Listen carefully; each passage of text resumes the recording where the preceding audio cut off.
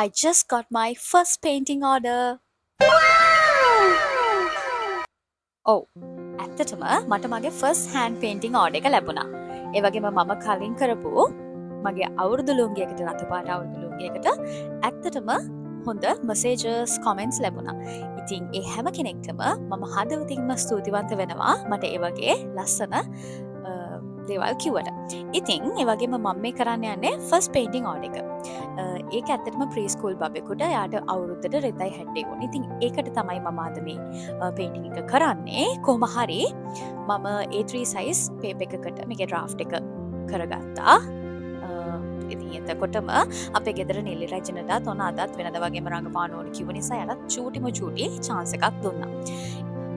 ඉතින් ඔන්න ඊට පස්සේ මම කරන්නේ ආර්ට් එක අපේ මැටීරියල් එකට ට්‍රේස් කරගන්න එක. ඇත්තටම අද මට පේන්ට් කරන්න වෙන්නේ නැහැ. මොකද අද මම ගියා වෙන වැඩකට මෙෂර්මන්ට්ස් ගොඩාක් ගන්න. එහෙනම් ඒ කරපු වැඩයි මේක පේන්ට් කරාම තියෙන ෆයිනල් ඉමේජ් එකයි බලන්න අනිවාර්යෙන්ම ඔයගලන් ආයෙත් එන්න ඕනේ.